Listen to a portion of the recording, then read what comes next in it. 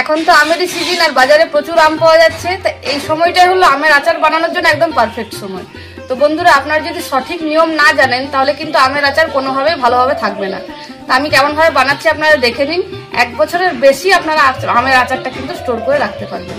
তো চলুন দেখুন আমি কিভাবে বানাচ্ছি। পুরো ভিডিওটাই দেখবেন স্কিপ না করে, একদম স্টেপ বাই স্টেপ। আপনাদের আচারও কিন্তু দুর্দান্ত হবে খেতে। বালতিতে দিবে, হ্যাঁ,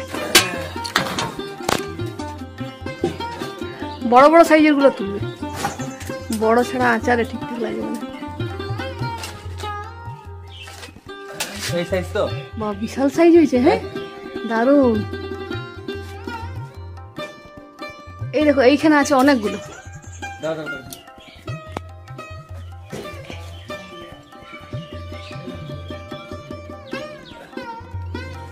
দেখো বিরাট সাইজ, বিশাল।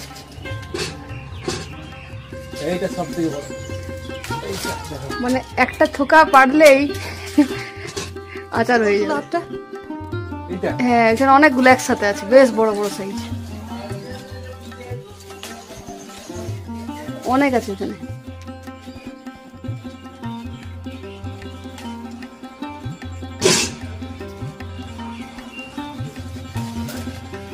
দেখো তো নিচ থেকে দেখা যাচ্ছে মাথার উপরে একটা থাক। তুলে নাও, তুলে নাও। দুপুরে সব দেখছো না ফাঁকা করে দিচ্ছে গাছ একদম। শুধু আম পাড়াপাড়ি তাই? হ্যাঁ, কালকে হচ্ছে তোর বাড়িতে ঢুকে।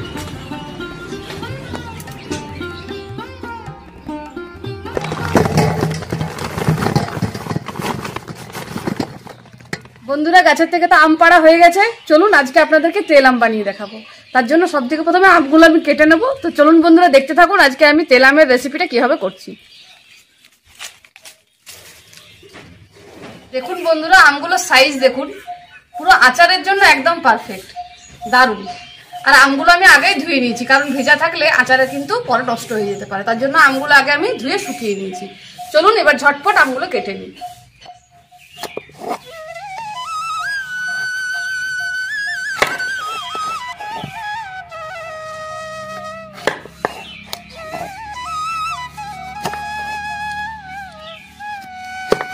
আমি এরকম সাইজ করে আমগুলো কেটে নেব।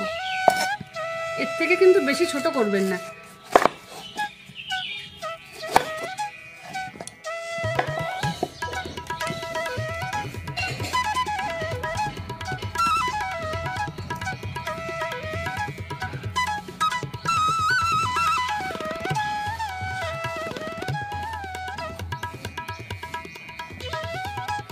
প্রত্যেকটা আমেরই কিন্তু এই ছোট আটিগুলো ছাড়িয়ে নেবেন মনে করে।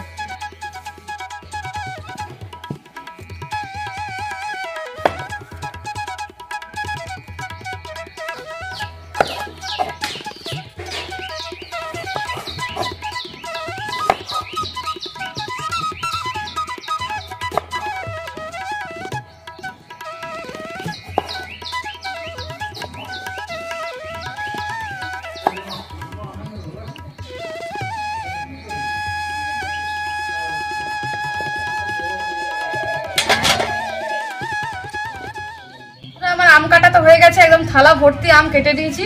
চলুন এবার আমগুলোতে নুন হলুদ মাখিয়ে দিই।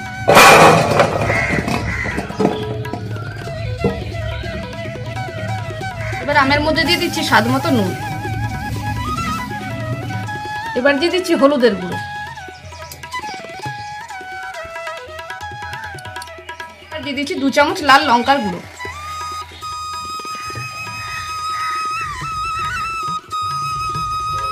বন্ধুরা, আমের মধ্যে যখনই আপনি নুন দিয়ে দেবেন তারপর থেকে চেষ্টা করবেন যতটা পারবেন হাত না লাগানোর। হাত না লাগিয়ে আমের আচারটা নুন মাখানোর চেষ্টা করবেন। একটা বড় পাত্রের মধ্যে আমগুলো ঢেলে নিয়েছি। এবার আমি নুন হলুদটা ভালো করে মাখিয়ে নেব।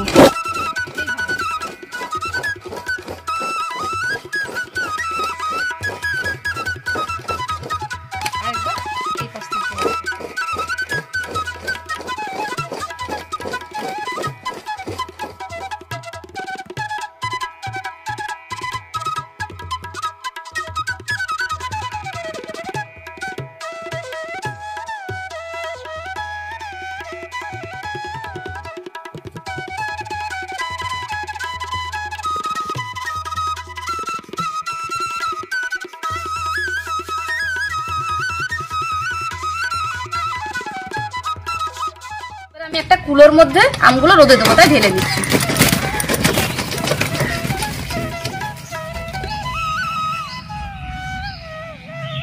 এগুলোকে আমি একটু মেলে দেবো যাতে একটার উপরে আরেকটা চেপে না যায়।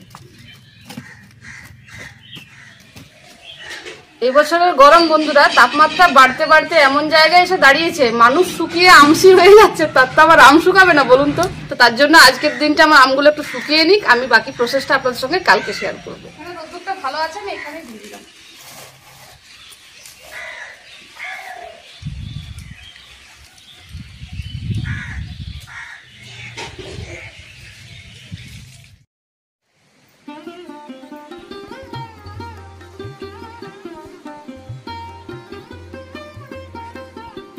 আচার বানানোর জন্য আম তো রেডি হয়ে গেছে, চলুন বন্ধুরা এবার আচারটা ঝটপট বানিয়ে নিই।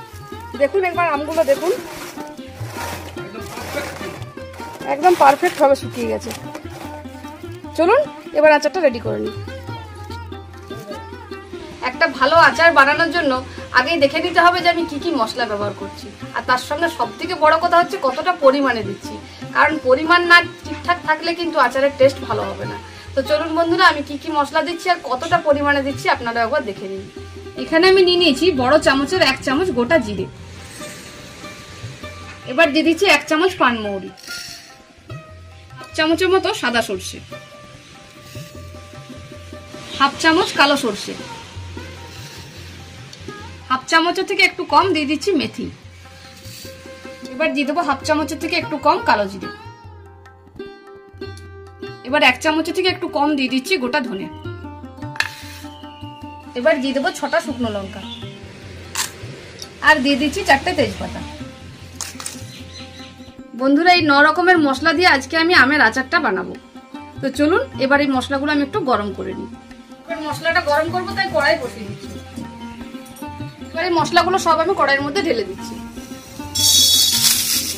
বন্ধুরা মশলাটা এখানে বেশি ভাজার দরকার নেই, খুব হালকা করে একটু গরম করে নিলেই হবে, গুঁড়ো করার মতো, যাতে গুঁড়ো করতে আমার একটু সুবিধা হয়। ঠিক আছে এবার নামিয়ে নেব।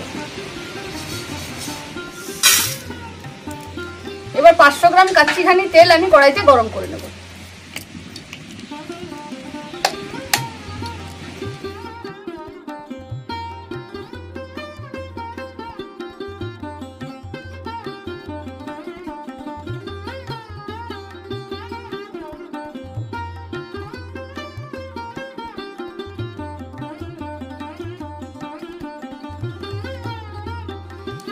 বন্ধুরা আচার তো খুবই শুদ্ধ জিনিস, তাই চেষ্টা করবেন বাড়িতে যেগুলো আমরা ব্যবহার করে থাকি রান্নার সময় সেই সকল জিনিসগুলো না দেবার, নতুন করে নিয়ে এসে করে দেবেন। দেখবেন আচার যদি শুদ্ধ রাখেন অনেক দিন কিন্তু থেকে যায়।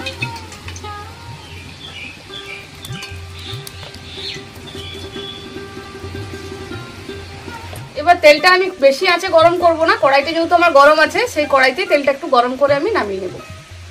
তেলের খুব সুন্দর একটা ঝাঁঝ বার হচ্ছে, এবার আমি কড়াইটা নামিয়ে নেব। যতক্ষণে মশলাটা গুঁড়ো করবো ততক্ষণে তেলটা আমার ঠান্ডা হয়ে যাবে। এবার শিলনোড়ায় আমি মশলাটা গুঁড়ো করে নেব। আচারের মশলা গুঁড়ো করলে এত সুন্দর গন্ধ উঠে, আশেপাশে সবাই বুঝতে পেরে যাবে যে আপনার বাড়িতে আচার বানানো হচ্ছে। দারুণ গন্ধটা উঠে, এত রকমের মশলা দেওয়া আছে, গন্ধ না উঠে। এখানে মশলাটা আমি বেশি মিহি করে গুঁড়ো করবো না, একটু দরদরে করে রাখবো, সেরকম দিলে আচারে বেশি ভালো লাগে।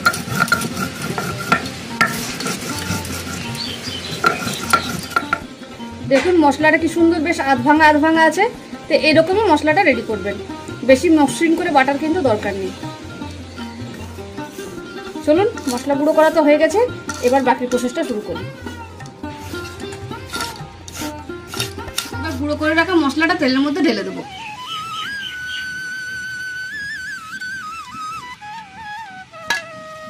আমগুলো ঢেলে দেবো।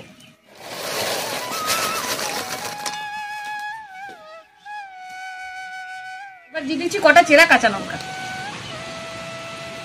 এবার ভালো করে মিশিয়ে নেব।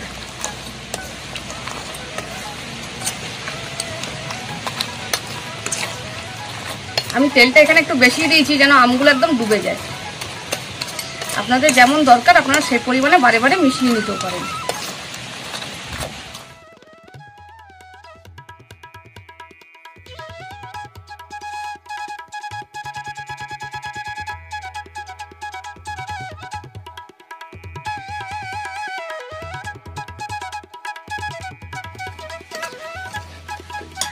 মশলার সঙ্গে আমটা ভালো করে মিশিয়ে নিয়েছি। এবার এটা আমি কিছুক্ষণ রোদে রেখে দেবো, তারপর ঠান্ডা হয়ে গেলে বয়ামের মধ্যে ভরে দেবো।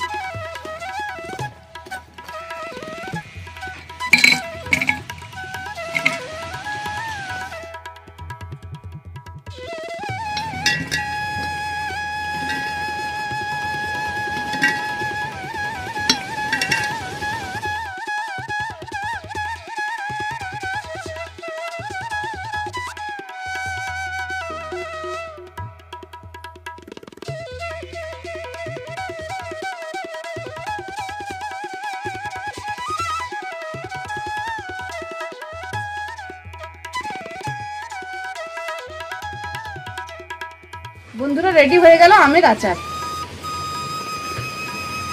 বন্ধুরা এই আচারটা আপনারা বছরের পর বছর কিন্তু স্টোর করে রাখতে পারেন। একটা টিপস, প্রত্যেকদিন রোদে দেবেন, দেখবেন আচার একদম ফ্রেশ থাকবে। আর এই আচারটার মধ্যে আপনারা পরে আরো আম, মশলা, তেল সবকিছু অ্যাড করতে পারেন। তো বন্ধুরা আজকে যদি আচারের রেসিপিটা আপনাদের ভালো লেগে থাকে তাহলে অবশ্যই কিন্তু একটা লাইক করে দেবেন। আর এখন আমের সিজন, এইভাবে আপনারাও বাড়িতে কিন্তু আচার বানিয়ে নেবেন। এখানে শেষ করছি। সবাই ভালো থাকবেন, সুস্থ থাকবেন, টাটা।